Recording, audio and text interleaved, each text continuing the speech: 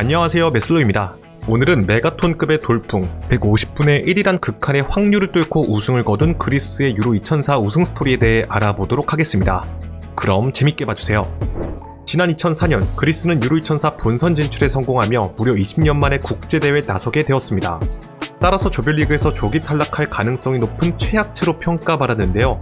당시 그리스를 이끌고 있던 감독은 오토 레아겔로 과거 분데스리가의 우승 제조기라고 불렸지만 고집스러운 지도 방식으로 인해 여러 마찰을 겪으며 독일 축구계에서 조금씩 멀어지기 시작했고 2001년 그리스 대표팀의 감독으로 부임하게 된 것이었습니다.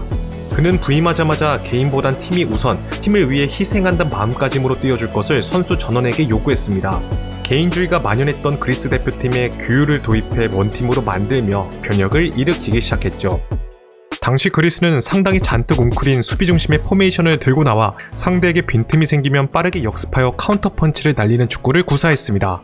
자세한 전술 설명은 뒤에서 하기로 하고 우선 그리스는 개최국 포르투갈과 무적함대 스페인, 복병 러시아와 함께 A조에 편성되었습니다. 조별리그를 치른 결과 스페인과 1승 1무 1패로 동률을 이뤘지만 다득점에서 앞서며 8강 진출에 성공하게 되는데요.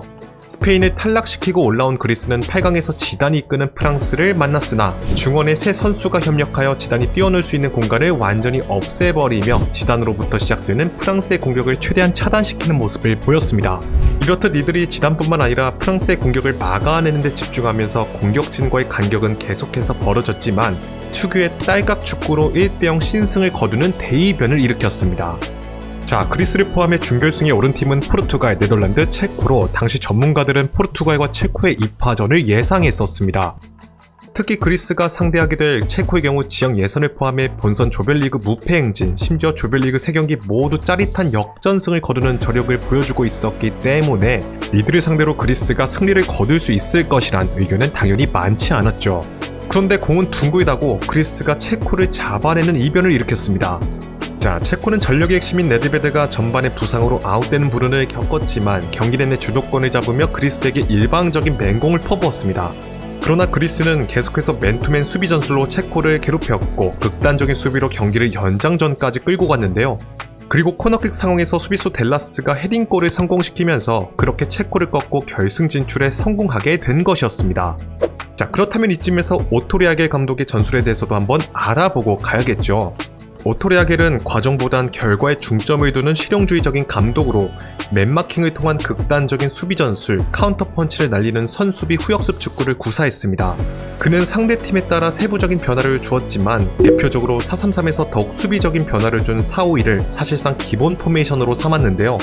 먼저 그는 한물간 작전으로 치부되던 리베로 전술을 부활시켜 포백 중 델라스를 스위퍼로 남기고 나머지 3명의 수비수에겐 대인 방어를 맡기는 형태를 취했습니다. 그리고 4명의 수비진에 더해 3명의 미드필더를 깊게 배치하는 사실상 3볼란테 시스템으로 팀을 운영하며 극단적인 수비 축구를 하겠다는 의지를 대놓고 드러냈는데요.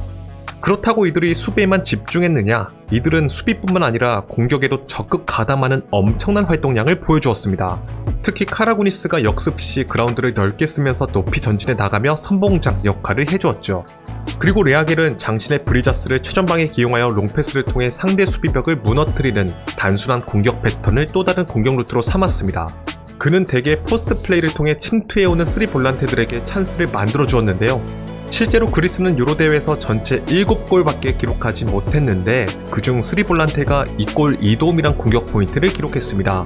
이들이 그리스가 기록한 득점 절반 이상에 관여했다고 할 수 있죠. 이뿐만 아니라 레아겔 감독은 경기가 거듭할수록 측면에 배치되었던 득점력 있는 장신의 하리스테아스를 더 높은 라인에 올려 브리자스와 함께 투톱처럼 뛰게 하는 4-4 형태로 변화시켜 헤더를 이용한 득점을 노골적으로 노리게끔 하기도 했습니다. 이렇듯 그리스는 헤더를 통한 득점에 의존하는 경향도 매우 강했으며 실제로 대부분의 득점이 세트피스 상황에서 터졌는데요. 하지만 당시 그리스에게도 문제가 있었으니 바로 매경기마다 격한 몸싸움을 마다하지 않아 옐로우 카드가 누적되는 바람에 몇몇 선수들이 출장 정지를 당하는 일이 우후죽순 생겨났다는 것입니다. 그러나 앞서 말했듯 레아겔 감독이 그동안 조직력에 근간을 두고 스쿼드를 운영해왔기 때문에 비주전 멤버가 선발에 들어오더라도 조직력이 떨어지는 문제는 발생하지 않았습니다. 자, 그리고 결승전의 상대는 바로 조별리그에서 한 차례 만난 포르투갈이었습니다. 지난 경기에서 그리스가 포르투갈을 잡긴 했지만 그럼에도 불구하고 여론은 포르투갈의 압도적인 승리, 우승을 예상했습니다.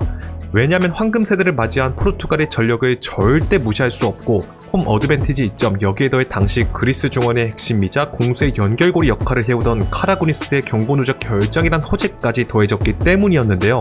이렇듯 모두의 예상처럼 경기가 시작되자 포르투갈이 압도적으로 경기를 지배하는 형태를 띄었습니다. 그러나 그리스가 철벽 수비로 맞서며 포르투갈의 맹공을 막아냈죠. 그리고 후반, 그동안 세트피스에서 강점을 보였던 그리스가 또다시 코너킥에서 득점에 성공했고 진득한 수비로 득점을 지켜내면서 결과적으로 유로 우승이란 메가톤급 돌풍을 일으키는 데 성공했습니다. 대진운이 전혀 따라주지 않는 상황에서 프랑스, 체코, 포르투갈을 상대로 무실점 승리를 거두고 정상에 올랐다는 점은 정말 대단했는데요. 대회가 끝나고 UEFA는 이번 대회에서 득점을 기록하진 못했지만 이변에 이변을 거듭한 그리스의 우승을 이끈 리더 주장 자고라키스를 대회 MVP로 선정했습니다. 그는 많은 공포를 생산해내지는 못했으나 개막전서부터 결승전까지 풀타임을 뛸 만큼 강철 체력을 뽐냈고 이번 대회 최다인 47번의 태클을 시도하여 몸을 사리지 않는 투지까지 선보였는데요. 그리스가 수비 축구를 구사했던 것을 감안하면 매경기 허슬 플레이를 보여준 그가 MVP를 수상하는 것은 이견이 없었습니다. 이뿐만 아니라 그는 발롱도르 5위에 오르는 쾌거를 이룩했으며 훗날 활약을 인정받아 늦가기 나이에 세리아 무대로 진출하는 데 성공했습니다. 그리고 그리스는 5명의 올스타를 배출하면서 가장 많은 선수를 배출한 국가에 등극하기도 했으며 레아겔 감독은 유럽 올해 감독에 선정, 그리스 국민들에게 마치 우리나라의 히딩크 감독급으로 칭송받으며 레아클래스라고 불리기 시작했습니다. 이후 그는 독일 축구 대표팀으로부터 러브콜을 받았으나 그리스 대표팀 잔류를 택했고 무려 2010 남아공 월드컵까지 대표팀을 이끌었습니다. 그리스가 우승을 거둔 2004년은 대표팀, 클럽팀 축구에 충격을 준 한 해였습니다. 챔피언스 리그에선 포르투갈, 유로에선 그리스가 각각 우승을 거두며 언더독의 반란을 보여준 한 해였기 때문이었는데요. 이로 인해 세리아의 하향세로 그동안 도태되어 가던 수비 축구가 다시 주목을 받기 시작했고 프레싱 효율성의 극대화라는 것이 전세계 지도자들의 지상 목표로 여겨지면서 전술적으로도 많은 변화를 일으키기 시작했습니다.